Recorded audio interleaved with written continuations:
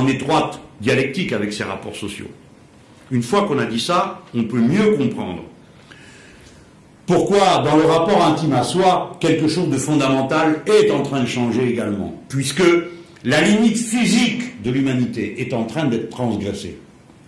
La première observation qu'on peut faire, c'est l'extension de l'espérance de vie.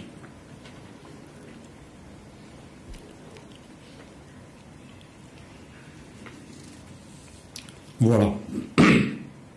En 1950, l'espérance de vie moyenne dans le monde était de 47 ans.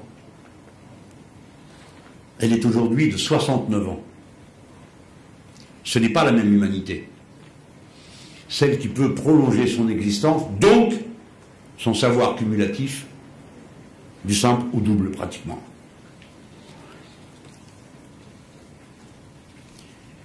Maintenant, nous commençons à apercevoir comment les progrès, je vais appeler ça les progrès à cet instant, peuvent conduire au dépassement de certaines limites physiques que vous connaissez tous. On commence à parler maintenant d'exosquelettes. Mais on sait déjà remplacer un certain nombre des pièces de la machinerie humaine par des artefacts. Ceci va nous changer complètement. Et on peut penser que la génomie, un jour ou l'autre, mettra à l'ordre du jour la fin de la mort. Il y a déjà des gens qui écrivent sur le thème. Moi, j'y suis prêt. Je suppose qu'on doit finir par s'ennuyer. J'en suis pas sûr. Je ne sais pas de quoi il s'agit. Mais j'avais tellement aimé lire Condorcet, qui se cachait, qui était d'ailleurs condamné à mort, écrire un beau texte pour expliquer pourquoi un jour l'humanité vaincrait la mort. Condorcet. Il est vrai que lui croyait à l'éducation. Mais en tout cas, ce que l'on aperçoit, c'est comment une aptitude physique cesse d'être un destin. Une bonne image de ce changement peut venir de la réflexion sur la contraception. Car ça change tout.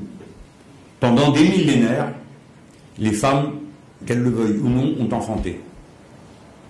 Et de cet enfantement, il est résulté toutes sortes de conséquences sociales, culturelles, et d'abord pour elles, puisque tout enfantement comporte une part de risque, et donc d'interruption de la chaîne qui se fait à travers le corps des femmes.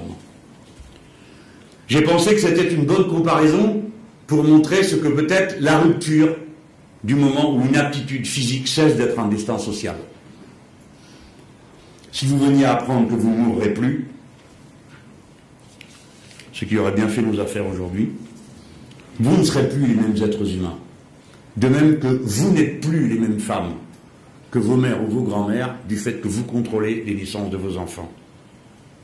Bien sûr, dans l'apparence, vous êtes des femmes. Et vous des hommes.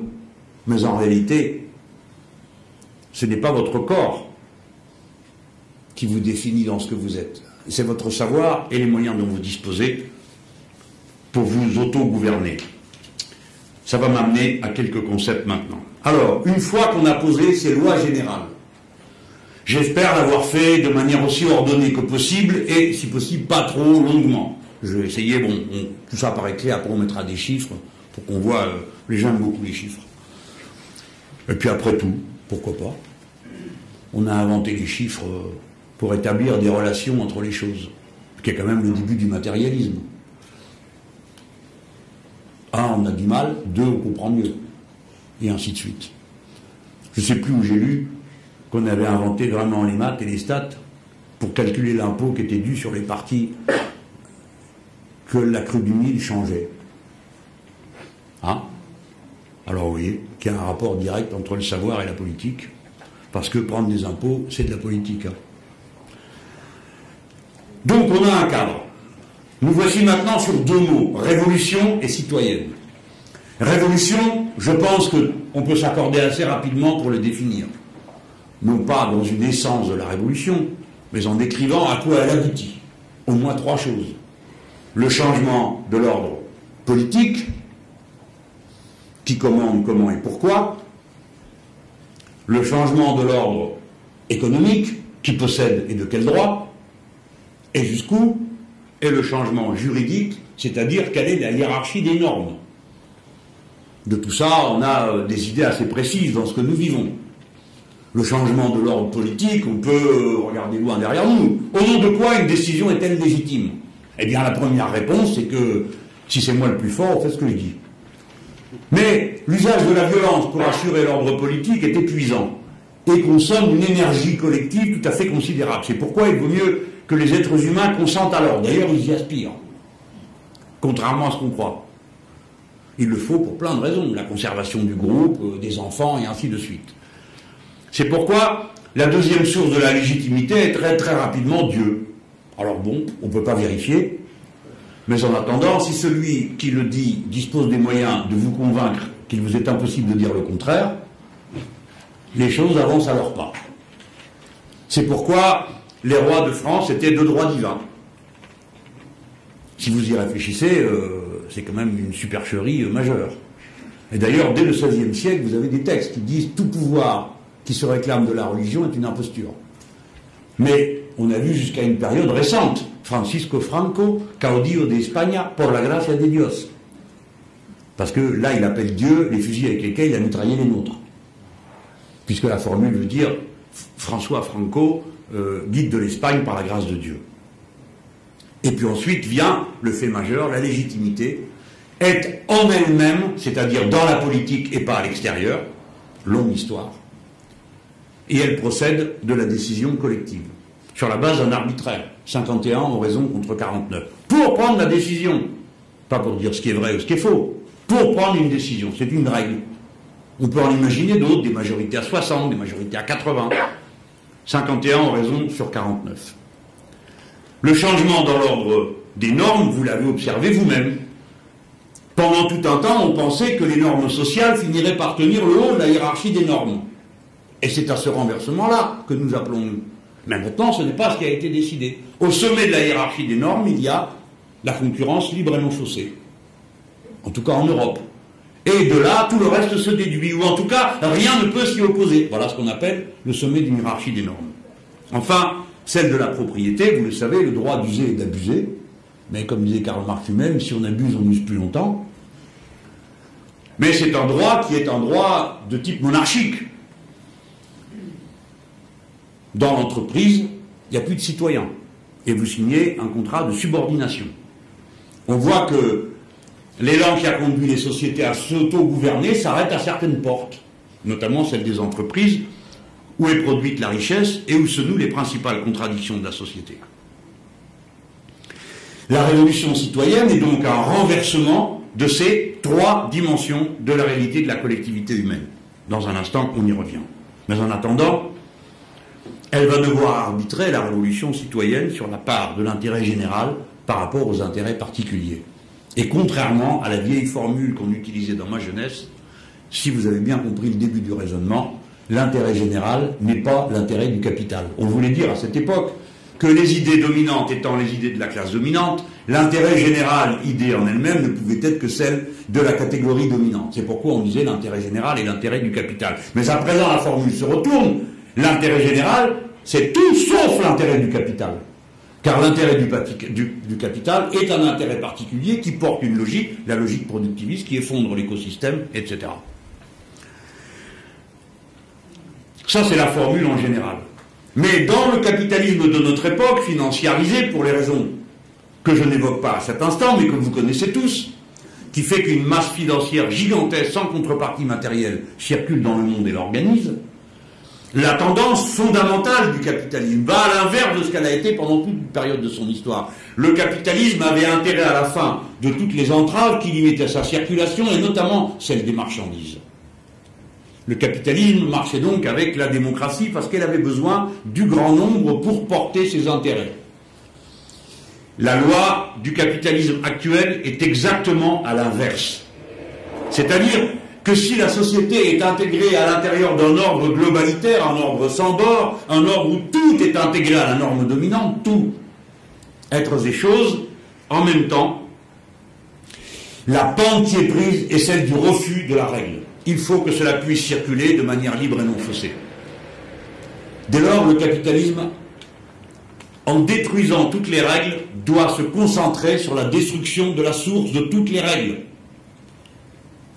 Il y a une source à toutes les règles, le peuple, le collectif. La source de toutes les règles, c'est la loi. La loi, c'est les citoyens qui la promulguent. Par conséquent, il y a une opposition frontale entre l'aspiration à l'auto-gouvernement, au contrôle de soi, au contrôle du collectif et la nature du capitalisme de notre temps. Ceci me met sur le seuil du deuxième mot. Pourquoi cette révolution est-elle citoyenne et non pas seulement socialiste? D'abord parce qu'il faudrait dépoussiérer ce qu'est une révolution socialiste. C'était une révolution qui avait un programme socialiste. Déjà, disons que ça fait deux choses, le programme socialiste et la révolution. On supposait d'une manière assez métaphysique qu'une classe sociale, du fait de son seul mouvement, en se libérant des rapports de domination, libérerait l'humanité tout entière et produirait des idées de cette libération. Cela ne s'est pas produit, mais je n'en fais pas le procès à ceux qui l'ont professé pendant tant de temps, et j'en ai fait partie.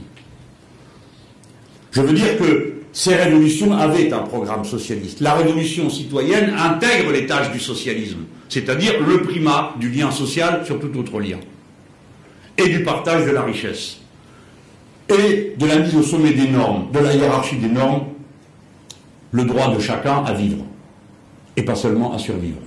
Donc d'accéder à un ensemble de biens que la société est capable de produire.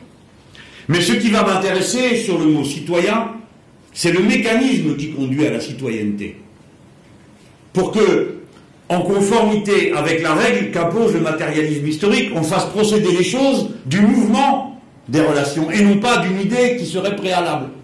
La citoyenneté naît, comme la Bible sort du foie, de la relation humaine. Car, je vais citer, ça sera la seule fois où je citerai quelqu'un, Godelier, pour dire la règle de base qui crée une communauté humaine, ce n'est pas la famille, dit Godelier, l'anthropologue, sociologue.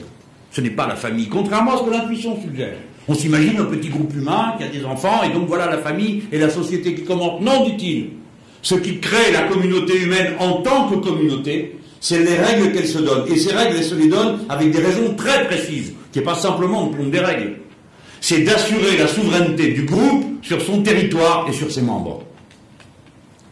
Ainsi, le premier moteur qui va mettre en mouvement ces groupes d'êtres humains qui vont accumuler une expérience et une culture, comme je l'ai dit tout à l'heure, en s'observant les uns les autres et en se transmettant leur savoir, c'est la volonté de dominer soi-même et les autres, et le territoire sur lequel on est. Dominer, souveraineté, contrôler, maîtriser. La souveraineté est à la base de la communauté humaine. Ce n'est pas un supplément d'âme. Et dès lors, quand aujourd'hui nous traitons de la souveraineté nationale, entendant pour nous la souveraineté populaire, nous ne faisons rien d'autre que de nous articuler avec les mouvements les plus profonds que nous enseigne la connaissance de l'anthropologie. Ce n'est donc pas une idée que nous amenons de l'extérieur, parce qu'elle serait par elle-même supérieure. Non, nous lui proposons son accomplissement. La démocratie jusqu'au bout est l'accomplissement jusqu'au bout du ressort initial à la souveraineté. Et cette souveraineté que l'on peut décrire comme auto-gouvernement, autodétermination, évidemment, elle marche aussi bien pour l'individu que pour le collectif. La souveraineté sur soi, c'est donc repousser la main qui vous domine, le mancipium, c'est l'émancipation. Mancipium, la main qui vous domine, qui est sur vous, la main du maître, la main du père. L'émancipation individuelle et l'émancipation collective procèdent d'un seul et même mouvement dans la vision de la révolution citoyenne. Voilà comment, au total, surgit la doctrine de l'écosocialisme. Mais jusque-là, je ne l'ai pas évoqué. Il n'y a pas besoin de doctrine de l'écosocialisme pour que tout ce que je viens de décrire se mette en mouvement, s'enchaîne comme de cause à effet, dans un rapport probabiliste, je l'ai dit, c'est-à-dire qu'on n'est jamais certain que ça a vraiment lieu. Jusque-là, il n'y a pas besoin d'un horizon, d'un projet. Ces choses s'auto-alimentent et se mettent en mouvement toutes seules. L'écosocialisme est la doctrine qui en rend compte en proposant un projet. Projet conforme aux aspirations fondamentales des mouvements que je viens de décrire. La doctrine de l'écosocialisme reprend l'ancienne doctrine socialiste et la formule dans de nouveaux termes. Premièrement, il n'y a qu'un seul écosystème compatible avec la vie humaine. Dès lors, il y a un intérêt général humain. Dès lors, il nous appartient de le découvrir